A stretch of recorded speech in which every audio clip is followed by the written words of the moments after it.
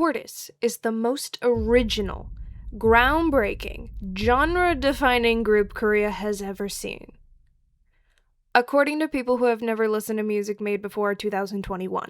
Jokes aside, I did want to talk about Cortis for a bit today since the online discourse has been on my feed long enough that I felt moved to talk about it. But to start us off, and for those that don't even know, who are we talking about? Cortis is a 5-member K-pop group under Big Hit Entertainment.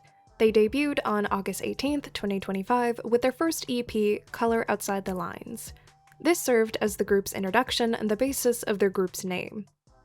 Straight out of the gate, Cortis had a lot of hype surrounding them. Ahead of debut, Cortis released a documentary on YouTube detailing their journey as a collective and through their music production. An interesting insight into the group's creative process, as the members have heavy involvement in their output. From songwriting to choreography to their music videos, Cortis has personally shaped their sound and brand, making them one of the few groups in K-pop who can make that claim. Outside of Cortis's unique circumstances in the K-pop industry, they've also differentiated themselves very quickly with their high energy and well-executed performances, as well as the trap-oriented music they've released. All of this garnered them immense attention and love, resulting in Cortis winning the Best New Artist of the Year at the Mama Awards. With this seemingly flawless rollout for their first promotional cycle, you would be hard-pressed to find anything amiss with the group. Despite this, it would seem that Cortis has already encountered their first roadblock, at least from a fanbase perspective. Wherever I look online, there is a consistent contradiction being raised regarding the group's simultaneous originality and unoriginality, one that stems from the type of music that Cortis has chosen to produce. Trap music, a subgenre of hip-hop and the genre that stretches across all 5 of their songs so far, has been around since the 90s, with the most prevalent names that popularized it in the 2010s being Playboi Carti, Travis Scott, Lil Uzi Vert, among others. The reason I bring this up is because Cortis's fans, also known as Cores, have a tendency to brag. A lot. Especially when it comes to the group's novelty sound, taking special care to call to attention how unique Cortis is, which isn't entirely incorrect. Within all of the sounds that K-pop has borrowed from Western artists, trap is definitely not on the top of that list, meaning that within K-pop, Cortis is quite special.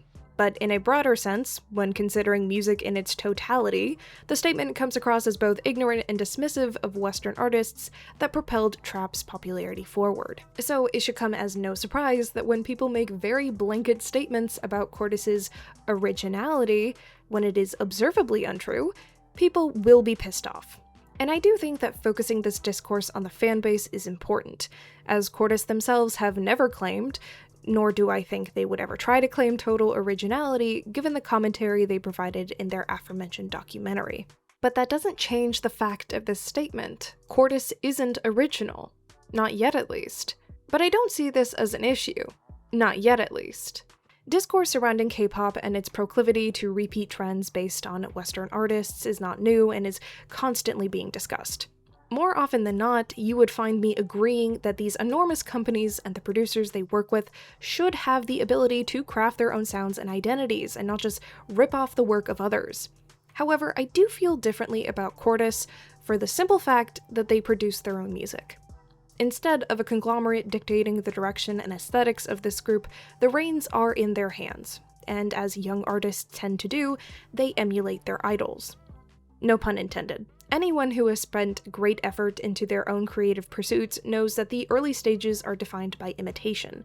From there, it becomes easier to envision your own goal and slowly shape that framework you started with into your own. This is what I believe Cortis is doing with their debut. All artists go through this phase, but as I alluded to, problems will arise if they stay in this lane for the length of their careers. If Cortis's discography grows only to consist of knockoffs of other artists' works, albeit catchy ones, I do think that there will have to be a conversation about their artistry, or if you can even really call it that by that point. But I don't think it'll get that bad, given what we do know about Cortis's, and more specifically, Martin's pre-debut activities. It's clear that experimentation is in the works, and they don't necessarily shy away from exploring different sounds. For those that don't know, Martin, a member, produced more than a few K-pop hits before his debut, including Islet's Magnetic, TXT's Deja Vu, and ENHYPEN's Outside. Circling back to the point of this video, Cortis's problem is not their supposed originality or unoriginality. It is how they're constantly being set up by their fans. Obligatory disclaimers here, not all the fans, but enough of them to make a noticeable indent on Cortis's reputation. I know that from personal experience, the first time that I was exposed to Cortis as a group wasn't through their documentary, their music videos, or even their performances, but instead a TikTok of someone complaining about them. This person listed the exact reasons that I've laid out in this video for their distaste, which didn't even really center around anything the group had done, but instead the ferocity with which coers will glaze the hell out of them. And I can't disagree. Whenever discussions are had around Cortis, they are never normal. Cortis, while talented, are constantly placed on a pedestal that is too easy to knock them off of, given how new they are. And to be fair, a lot of K-pop fans do this, but I think it's especially noticeable with this group because of what coers decide to praise incessantly, which is again their originality. I'm doing air quotes, which I just now realized you can't see, but I'm doing air quotes. On a real note, this whole discourse just reminds me of what happened with New Jeans all over again. With both groups, there started to be this narrative that the sound and concept encompassing both of them were really fresh for K-pop, while at the same time, it was already being done outside of K-pop by notably Black artists. And then the cycle continued. People would explain reasons for why, these specific groups are exceptions to that, no, they're doing something slightly different, and then we'd have to be reminded yet again that no, they're really not. And on it spins.